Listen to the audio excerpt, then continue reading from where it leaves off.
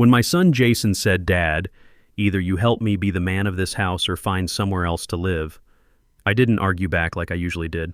I just smiled, grabbed my overnight bag, and walked out of the house I'd paid for with 25 years of sweat at the Ford plant. He expected me to back down like always. This time was different. I'm Tom Bradley, 51 years old, and I've been supporting my grown son and his wife for 20 months now. Should have stopped a long time ago. My keys were still warm when I pushed through the front door after my shift, lunchbox heavy in my hand. The afternoon sun came through those living room windows that Linda and I had picked out together before the accident 3 years back. Usually that light made me feel peaceful, reminded me of Saturday mornings when she'd sit there with her coffee and crossword puzzle. Not today. Jason was sprawled across my leather recliner, the one Linda bought me for my 40th birthday when money was tight, but she insisted I deserved something nice after pulling double shifts for 6 months straight. His feet were up, beer bottle hanging loose in his fingers, remote resting on his gut like he owned the place, which apparently he thought he did. He didn't even look away from the game. "Grab me another beer from the fridge while you're up, Dad." I set my lunchbox down slow, feeling the weight of another 10-hour day in my shoulders. The steel-toed boots had left their usual marks across my feet. Been wearing the same style for 20 years now, broken in so they felt like slippers, but after standing at that press line all day, they still left me aching. "Excuse me?" "You heard me." Jason's eyes stayed glued to the TV screen. "Corona. Not that cheap stuff you drink." Something cold settled in my chest. I'd bought those Coronas with my paycheck, money I'd earned running that press line while he sat here doing nothing for the past 10 months. 10 months since he got laid off from the warehouse and decided looking for work was optional. Jason, I just walked in, need to get cleaned up first. Now he looked at me. That expression on his face, like I was being unreasonable, like I was the problem here. Same look Nicole got when things didn't go her way. "What's the big deal? You're already standing up. I'm comfortable here. The big deal is this is my house."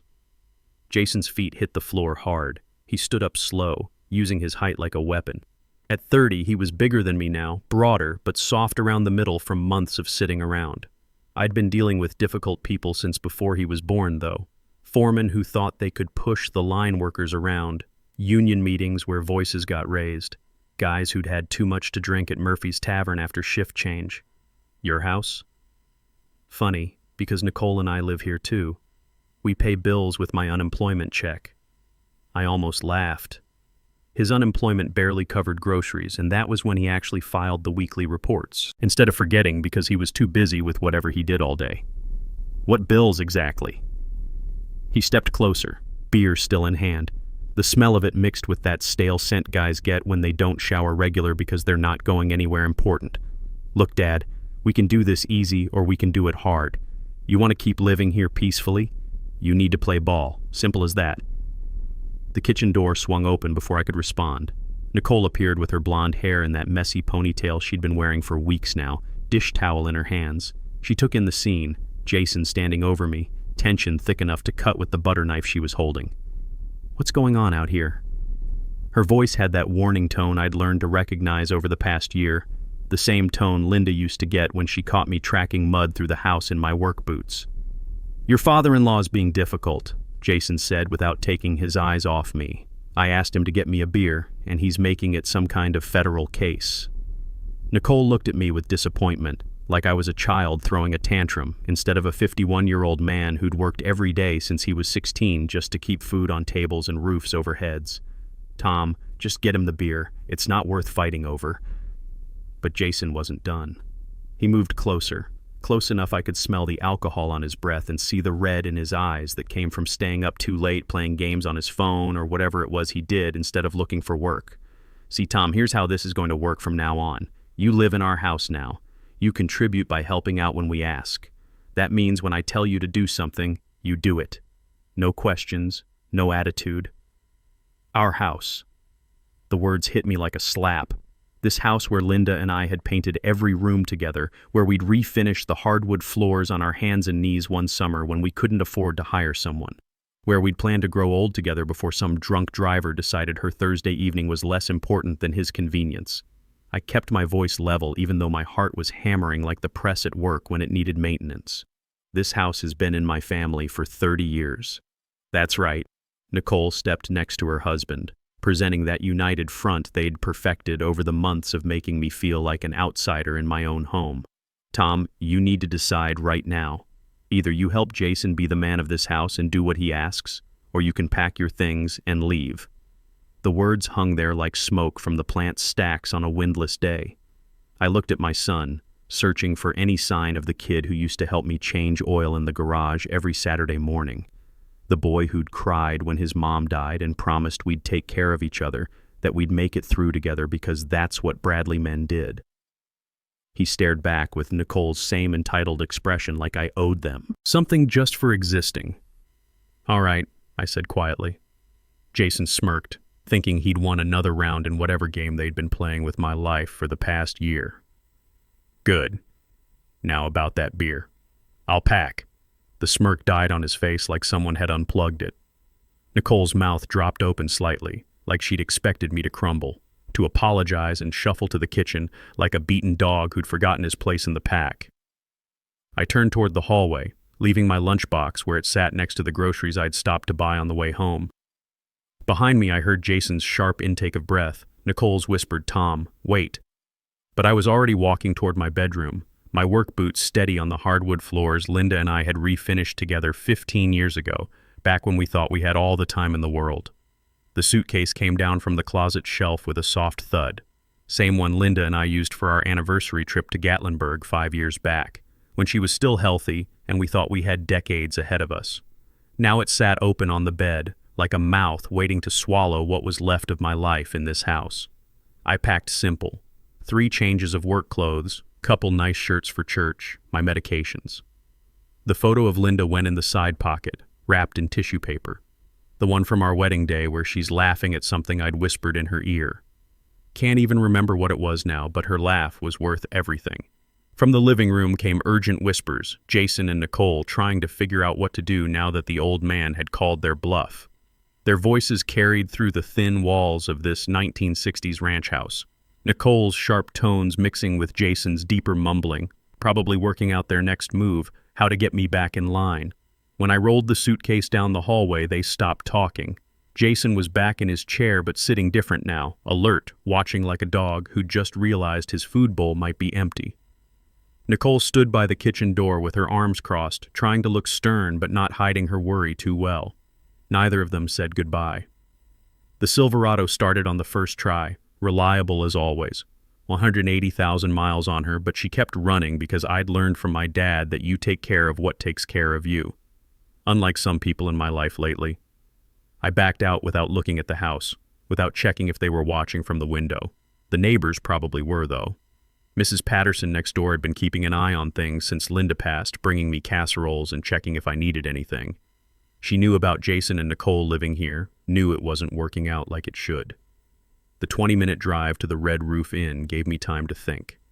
Memories hit me in waves as I drove through downtown Toledo, past the closed factories and empty lots where good jobs used to be. Jason's community college tuition, $25,000 over 2 years for that. Computer tech degree he was so excited about. I'd worked every overtime shift Ford offered, pulling doubles on weekends, saving vacation time to take on extra projects. His wedding cost me $12,000 when Nicole's family couldn't afford their half.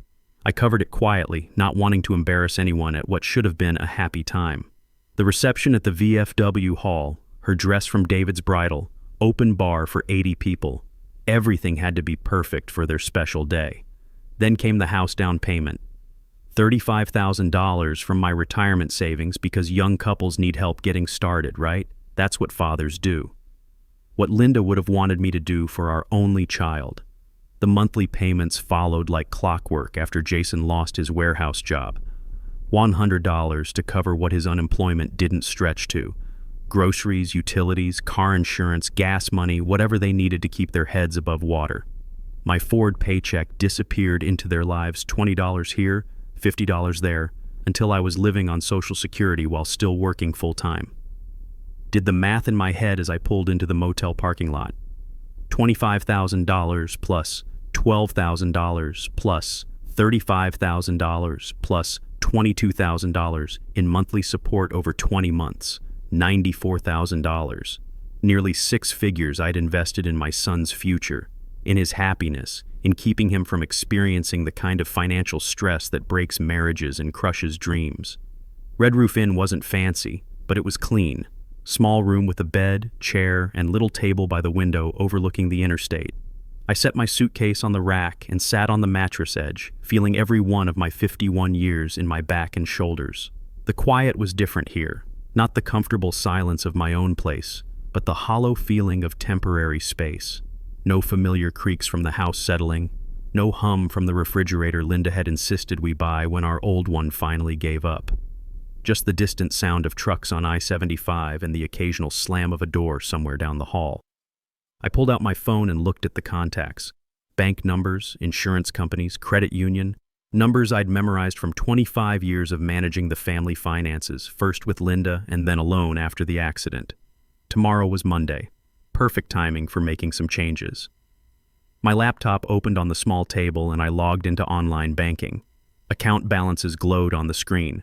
Checking, savings, retirement funds that were smaller than they should have been at my age. Numbers that represented showing up every day for a quarter century, rain or shine, earning every dollar through honest work. But they also represented something else now. Freedom. The freedom to decide where my money went, who deserved my help, and what kind of man I wanted to be in whatever years I had left. The cursor blinked in the password field, waiting for me to decide what came next. Monday morning, I spread my paperwork across the motel table like a general planning a campaign. Bank statements, insurance policies, social security documentation, everything organized and within reach. My coffee from the lobby machine sat cooling while I made my list. The first call went to Toledo Community Bank, where I'd done business for 15 years. "Good morning, Mr. Bradley," the representative said after I navigated through the phone tree. "How can I help you today? Need to cancel the automatic transfer to 1247 Oak Street, account ending in 3891. A pause. Computer keys clicking in the background. "Sir, I show that transfer has been active for 20 months. Are you sure you want to discontinue it?" "Completely sure. May I ask the reason for the change? The recipients no longer qualify for my financial assistance." More clicking. Professional courtesy keeping the questions polite, but I could hear the curiosity in her voice. Probably didn't get many calls from guys my age cutting off their own family. "Very well, Mr. Bradley. The automatic transfer will be canceled effective immediately. You should receive written confirmation within 3 business days." The second call was easier. State Farm had been carrying Jason's Mustang on my policy for over a year now.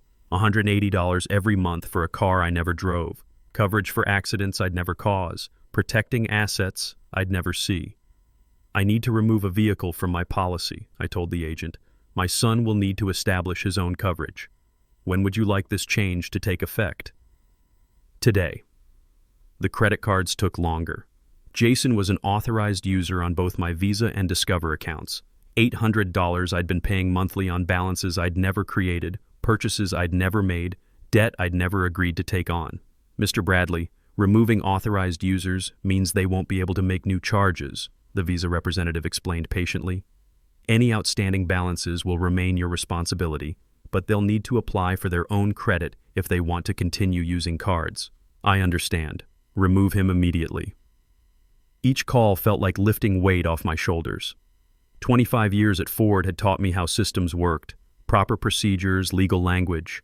Everything I was doing was completely within my rights as an American citizen and the account holder. Nobody could force me to support 2 grown adults who'd decided respect was optional. By noon, I'd made 6 calls. Automatic payments stopped, insurance canceled, credit cards blocked. All the financial bleeding that had been draining my accounts for 20 months ended with polite conversations and confirmation numbers. I sat back in that cheap motel chair and looked at my notes. Confirmation numbers, reference codes, effective dates, the paper trail of financial independence, of a man finally learning to say no after 5 decades of saying yes to everything. My phone sat quiet on the table. No missed calls, no urgent messages. They didn't know yet. Probably wouldn't know until the first payment bounced. First bill came with their names instead of mine. But they'd know soon enough. I closed the laptop and walked to the window. Across the parking lot, a maintenance guy was loading tools into a pickup truck, probably heading to fix someone's plumbing or electrical problems. "Hard worker. You could tell by how he moved, efficient and purposeful. Reminded me of myself at that age, back when I thought providing for family meant never questioning where the money went. The week passed quiet for me. Not so much for them. I'd settled into a routine at the Red Roof Inn. Coffee from the lobby, breakfast at Tony's Diner across the street where the waitresses knew every regular by name and your order by heart. Long walks around Toledo's east side, past the closed GM plant and the empty lots where Prosperity used to live. My phone collected missed calls like parking tickets I had no intention of paying. By Wednesday, there were 9 messages. By Friday, 18. I listened to them in order during my evening coffee, watching the progression from confusion to anger to straight-up panic. The first few were almost casual. Jason asking if there was some kind of banking error with the automatic transfer. Nicole leaving short, annoyed messages about the car insurance lapsing. Like these were minor inconveniences that I'd fix as soon as I came to my senses. But by Wednesday, reality was setting in hard. "Dad, what the hell is going on?" Jason's voice cracked with frustration. "The bank says you stop the transfer. They want the full $1,100 by Friday, or they'll start charging late fees. The mortgage company's asking questions." Nicole's messages got nastier as the week went on. "Tom, you need to fix this right now. I've got people at work asking why our car insurance got canceled. You're making us look like deadbeats to everyone we know." By Thursday, the tone changed completely. Jason crying, actually crying, promising they'd work something out if I just called back. Nicole trying a different approach, saying she'd been too harsh and wanted to make things right, that they'd both learned their lesson about respect. The latest message came Friday evening, Nicole again, but different this time. Quieter. "Tom, I'm pregnant. 3 months along. We found out right after you left. The stress from all this is making me sick, and the doctor says if things don't calm down I could lose the baby." I felt that familiar twist in my gut, the same protective instinct that had made me vulnerable to their manipulation for 20 months. But something about her tone seemed rehearsed, calculated, like she'd practiced the words until they sounded right. I deleted each message after listening, felt nothing but mild curiosity about their growing desperation. Saturday morning brought a knock at my motel door. Through the peephole I saw them both. Jason in clothes that actually looked clean for once, like he'd made an effort.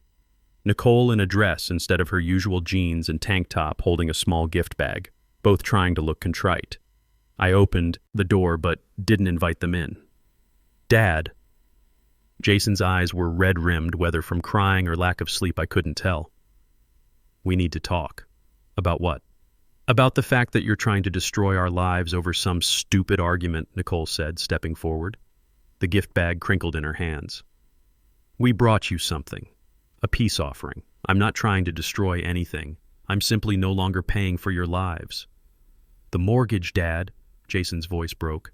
"You can't just stop paying the mortgage. That's our home. Our baby's home." He gestured toward Nicole's still flat stomach. "Actually, it's my home. My name on the deed. My signature on the loan documents. You two were guests who forgot your manners." Nicole's composure cracked. "Tom, please. We can work this out. Jason was wrong to talk to you that way. I was wrong to support him. But you can't just abandon your grandchild because you're angry with us." The pregnancy card again. "Congratulations on the pregnancy, Nicole. When exactly did you find out?" A pause. 2 weeks ago, right after everything fell apart." "Which doctor are you seeing?" "Dr. Martinez at Toledo Women's Health." I knew Dr. Martinez. Linda had recommended her to several friends over the years. "I'll call her office Monday to discuss how I can help with medical expenses if there are complications. Dad, you don't need to call.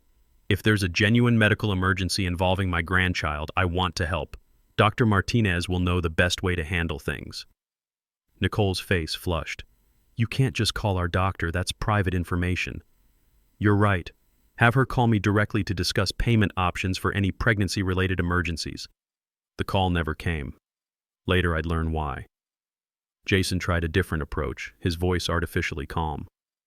"Look, we all said things we didn't mean, but you're talking about our credit, our whole future. You can't just pull everything out from under us like this."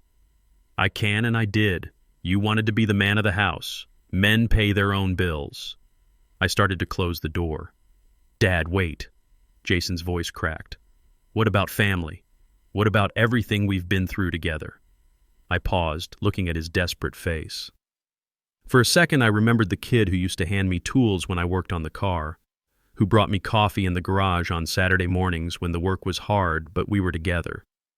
But that kid had grown into a man who could stand there while his wife treated his father like hired help in his own home. Family works both ways, son, I said quietly. I spent 20 months taking care of you both. When it was time for you to show me some respect, you chose her demands instead. Jason's fake calm shattered. You stubborn old bastard. You can't just... I can call the police if you keep raising your voice. This is private property and you're disturbing other guests. They stared at me like they were seeing me for the first time. Not the soft-hearted father they could manipulate with guilt and sob stories. Not the convenient ATM with legs. Just a man who'd finally learned that love without respect wasn't love at all. Nicole grabbed Jason's arm. Come on. We'll figure this out ourselves. They walked back to their car, Jason's swagger replaced by worried shuffling. Nicole looking back over her shoulder like she was seeing a stranger. I watched them drive away, then closed the door and went back to my laptop. Still had more calls to make, more bridges to burn, more accounts to close. The work of becoming my own man again was far from finished. Word travels fast in a working-class neighborhood like Toledo's East Side. By Monday, I realized I needed to control the narrative before Jason did it for me. My first stop was Murphy's Hardware, where I'd been buying supplies for 15 years. Bill Martinez looked up from his inventory with genuine concern when I walked in. Tom, heard you're staying at the Red Roof. What's going on with you and Jason? I explained the situation while 3 other guys gathered around. Dave from the electrical department, Mike who ran the paint counter, and old Pete who'd been coming here since the store opened. Their reactions were immediate and unanimous. Shock that Jason had treated me like hired help. Anger that I'd been supporting them financially for 20 months without any gratitude. You paid for his college? Dave shook his head. Jason told everyone his unemployment was covering everything. Said you were the one who needed help since Linda passed. Jason said a lot of things that weren't true, I replied. That explains why he always seemed to have money for beer at Murphy's Tavern but never picked up shifts when we had openings here, Mike added. We offered him part-time work twice. He said he was busy with interviews. By the time I left the hardware store, I knew the real story would be all over the East Side within hours. Toledo's blue-collar network was more efficient than any newspaper. My phone rang as I was walking back to the motel. Bill Martinez. Tom, thought you should know. Jason came in about an hour ago, loud as you please, telling everyone you've lost your mind. Says you had some kind of breakdown after Linda died and you're taking it out on them. What exactly did he say? That you're having mental problems. Claims there's a family emergency requiring money and you're refusing to help out of spite. Also said Nicole's pregnant and you don't care if stress causes her to lose the baby. I thanked Bill and hung up. Jason was desperate enough to launch a public relations campaign, which meant the financial pressure was getting serious. 20 minutes later, my phone rang again. Detective Rodriguez from the East Side Precinct. Mr. Bradley, Jason Thompson was here this morning filing an elder abuse complaint. Claims you're being manipulated by someone at the bank to make bad financial decisions. Elder abuse. I almost laughed. At 51? I told him the same thing, but he's trying to create an official record that you're mentally incompetent. Says he wants to get you help before you do something really damaging to the family finances. What did you tell him? That we'd need medical documentation and witness statements, which he obviously can't provide. I've known you since high school, Tom. You're one of the most level-headed guys I know. The next call came an hour later. Jason's number. Dad, please pick up. Nicole's in the hospital. The stress from all this caused complications with the pregnancy. Doctor says if we can't reduce her anxiety, we might lose the baby. That protective instinct kicked in again, but something felt off. Which hospital? Toledo General. She's in room 314. Dad, I can't lose my baby because of money problems. I'll be right there. Toledo General was 15 minutes from the motel. I found room 314 easy enough, but it was occupied by an elderly man recovering from hip surgery. The nurses said they had no record of any Nicole Bradley or Thompson being admitted. My phone buzzed with a text from an unknown number. Couldn't afford to keep lying to your face. Nicole was never pregnant. Jason's been betting everything on football games. We owe people who don't take IOUs. Sorry you had to find out this way. N. I forwarded the message to Detective Rodriguez, then drove back to the motel. The pregnancy had been a lie from the start, just another manipulation tactic from people who'd forgotten the difference between help and entitlement. Tuesday morning brought news from my neighbor, Mrs. Patterson. She called while I was having coffee and watching the morning traffic on I-75. Tom, there's quite a commotion at your house. 3 different cars showed up yesterday asking about Jason. One had repo papers for his Mustang. Another was asking about gambling debts. The third looked like police, but they were in plain clothes. How are Jason and Nicole handling it?